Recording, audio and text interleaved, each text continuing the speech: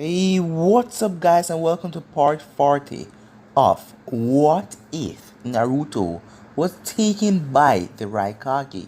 Remember to get this one to 100 like as usual, share it to all of your friends on your social media platform, and also go ahead and check out Naruto, the God of Shinobi on my second channel. And what if Naruto wasn't a Sasuke on this channel? And what if Naruto went missing for 4 years? So yeah, go ahead and check them out and enjoy. And if you're new and this is the first time you hear my voice, what are you waiting for? Go ahead and click that red subscribe button and join the Anime King family and be a part of the channel. So without further ado, let's get straight into it. Start the intro. You can change.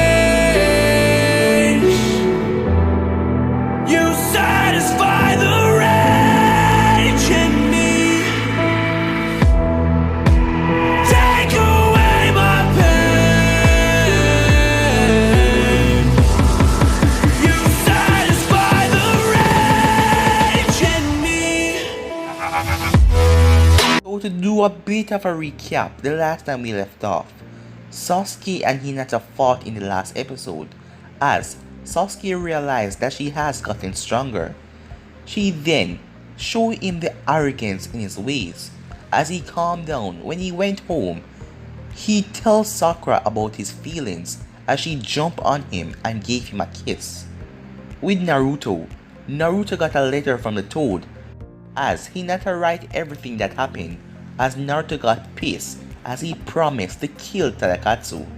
So yeah, that was basically the last part we left off, but you guys can go ahead and check out the episode for yourself by switching across the playlist. So let's start this new episode.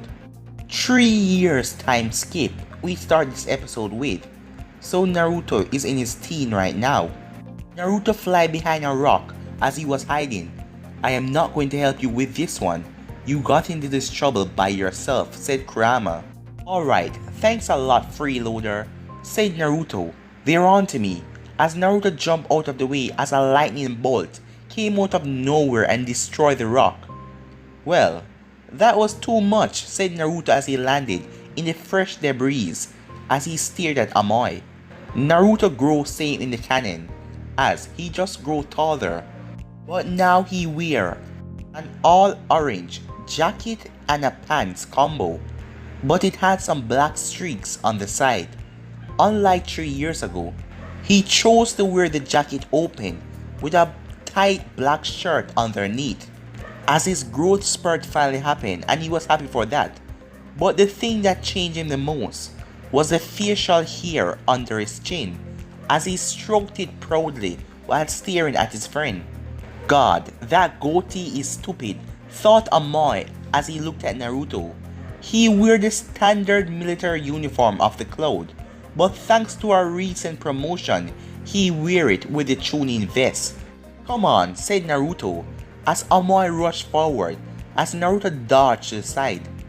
Amoy quickly spun around and tried to catch Naruto, but his sword was blocked by a kunai that Naruto had hidden in his sleeve. Naruto quickly flipped out another kunai that was hidden in his sleeve and blocked the overhead slush that was coming from Karu.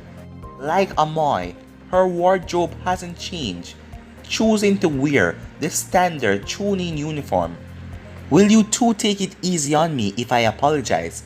Naruto asked as he channeled some chakra into his feet and jumped up in the air. Fire style. Phoenix flower jutsu, Karu said as she fired small fireballs towards Naruto. I will take that as a no, said Naruto as he created a shadow clone. The shadow clone grabbed his hand and threw him out of the way, as Naruto was suddenly tackled out of the air and slammed into the ground. Haku, what the hell? Naruto asked, shocked. Dog pile, Amoy yelled before he body slammed the two. Karu followed as Naruto was squished under his three friends. Damn it, I know why Karu and Amoy are pissed, but why are you coming after me, Haku? You three look like you were having fun, so I decided to join in, Haku answered. The years didn't do much to change Haku's feminine looks. He still had a long flowing hair and he wore a pink samurai style. a kimono with a white undershirt. Unlike Naruto, Haku hadn't gained much height in the last 3 years. He was now slightly shorter than Naruto, a fact that made Naruto happy. "Will you guys get off of me if I apologize?" Naruto asked. "Yes," said Amoy. "Maybe," was Karu's answer. "Okay, Amoy, I am sorry I gave your little brother that dirty magazine. You're his older brother, and you are the one that is responsible to give him those sorts of things." Apology accepted. "Karu, I am sorry for borrowing your lotion without permission. You can have it back now." "No, you're buying me another bottle, pervert." "Fine," said Naruto. Everyone then stood back up. "Shouldn't you be at the academy, Haku?" Naruto asked. "I had a day off today. What is the occasion?" The new feudal lord asked to be introduced to the head of each village clan. "Although I'm the only one left, that includes me, the head of the Yuki clan." "Right, I forgot all about that. When is he supposed to get here?" "He's due to arrive later tonight," said Haku. "Lord Raikage expects you to be there as well." "I'll be there. Now if you excuse me, I was in the middle of something important before these two jumped me," Naruto said as he ran home, leaving his friends behind. "He really stole your lotion?" Haku asked Karu. "Yes, and it was an expensive one too. That damn pervert," she said. "At least you didn't catch him using it," said Amoy. "Thank you for that mental image, bastard," Karu responded with a glare. Naruto got back home as he quickly ran into his room. He was alone in the house since his sister was on mission, though she was due back any day now. He sat down between the decks, between his and Haku's bed, and bit his thumb. He then flashed through hand signs as he summoned a toad that held a letter. "What took you so long? You usually summon me quicker after you get a letter," the toad asked. "I was a bit preoccupied with something. But here's your payment," said Naruto as he flicked the candy, as the toad jumped up and caught it. The toad then handed Naruto the letter. "Dear Naruto, you remember my little sister? The one that kicked you in the face when we brought Gaara back to the village?" Naruto rubbed his jaw for a second after reading that line. "Well, I was on my way to the shift to the hospital, and I saw her talking to a boy with a blush on her face. I think she has a secret boyfriend. Isn't that cute? I wonder how my father will react if he knew that his daughters were in relationship behind his back. He would probably go insane. He always tell me and Hanabi that he wanted our husband to be ninjas that are at least stronger than him, or as him, so that he knows that they could protect us. As if we need protecting, right? I work so hard, but he still acknowledged me as a child. I'm sorry if this comes off a bit ranty, but I just get a little frustrated when it comes to my father. Hugs and kisses, Hinata." Next to Hinata's name was a lipstick shape. Naruto kissed it and put the letter away as he started to daydream. "I wonder when I'll be able to see her again." Currently, Hinata was preoccupied with a superhuman strength punch that was coming at her head from Tsunade at the moment. Hinata gasped as she barely dodged the attack. She countered with a strike to Tsunade's torso, but Tsunade quickly avoided it and grabbed Hinata's arm and threw her, sending Hinata flying. She would have slammed into one of the trees around the training grounds if Ino hadn't caught her. Hinata and Ino has both grown since they were kids. They both developed beautiful figures and they both dealt with that fact in different ways. Ino relished in the new popularity as she wore a purple top and a purple bottom that hugged her figure tightly, as her top was so small it didn't even cover her stomach. Hinata, on the other hand, is hiding her figure by wearing baggier clothes than she did 3 years ago. There was only one man she wanted to look at her in that way, and he was nowhere near the village at this moment. "Thank you, Ino," Hinata thanked her friend, as they slid to a halt near the tree. Watch out as Ino threw Hinata away right in time as both of them avoid one of Tsunade's earth-shattering axe kick. Leave it to me, Sakura said as she rushed Tsunade as Tsunade pulled back for one of her legendary punches. Sakura was not afraid as she pulled her fist back in the same manner. Are you nuts, forehead? Ino yelled at her. Sakura and Tsunade's fists clashed, and for a split second it looked like they were even. But then it was shown that Sakura was no match to her Hokage as she was sent soaring across the grounds before Ino caught her. I got you, forehead, Ino said as she cradled her friend. Sakura, like Ino, had kept to a similar color like her childhood days. She still wore red as she wore black shorts with her red top. That's enough for today, Tsunade said as the three girls lined up in front of Tsunade as all of them bowed. How did we do today, Lady Tsunade? Hinata asked. You all performed very good, Hinata. You have made great improvements with your taijutsu, but you're still not on par with your cousin. Ino, you looked after your teammates very well and got them out of some tough spots. Teamwork like that is a very important thing. Sakura, even though your last attack was very foolish, I must say I am impressed by how far you have come in the short time since I taught you how to enhance your punch like me. You can all have the day off, you earn it, Tsunade said as she walked away. As when Tsunade was out of earshot, the three of them sighed. Tsunade has really turned up the pressure in these comeback tests, Ino said as her voice was sounding so fatigued. I know, even father doesn't work me and Hanabi this hard. Speaking of hard working, I'm gonna go. Sasuke and Kakashi should be training nearby. See ya, as Hinata and Ino waved goodbye as Sakura walked off. What are you gonna do, Hinata? Ino asked. Well, I'm kind of hungry, Hinata replied, following by a grumble of her stomach. Want some company?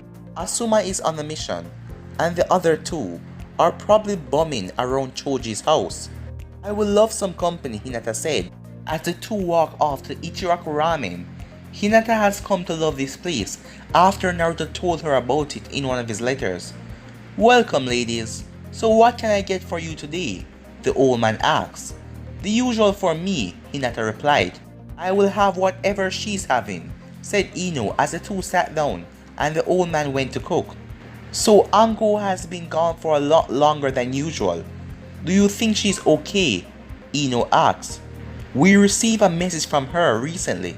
She thinks she may be closing in on her target. I hope she returns soon, said Hinata. Anko isn't a jonin for nothing. She'll be fine, said Ino. You're probably right, but I can't stop myself from worrying when a friend of mine is on such a dangerous mission. Order up, the old man said as he came out and put down the two bowls in front of them. With a smile, the girl nodded as they started digging into their meal, as Hinata was right to worry about Anko. That night, Anko stood over a pile of Sound villagers' bodies. Her team of envoys was raiding the warehouse for whatever the Sound ninjas were hiding in here. Have you guys found anything yet? She questioned her team. We found some weapons and narcotics, but nothing really out of the ordinary, one of the envoys answered. That prisoner we took said there was an important set of weapons here, hidden in some scrolls. You guys keep searching the ground floor while I go upstairs and see if I can find anything in the office. Anko then disappeared as the envoy did as well. Do you really believe what that prisoner told us? One of the envoys asked another as they opened up a crate with drugs. I don't know. We won't know until we search every inch of this place. Wait, where did Beer go? The envoy asked as he looked over for his comrade that was here seconds ago. I could have sworn that he was right there with Gorilla. Do you want me to go search for them? Anko was looking through some paperwork she found in the office when the lights suddenly switched off. Damn it! As she quickly ran out and went back downstairs, as she saw her team lying on the dead bodies of the Sound Ninjas, dead as well.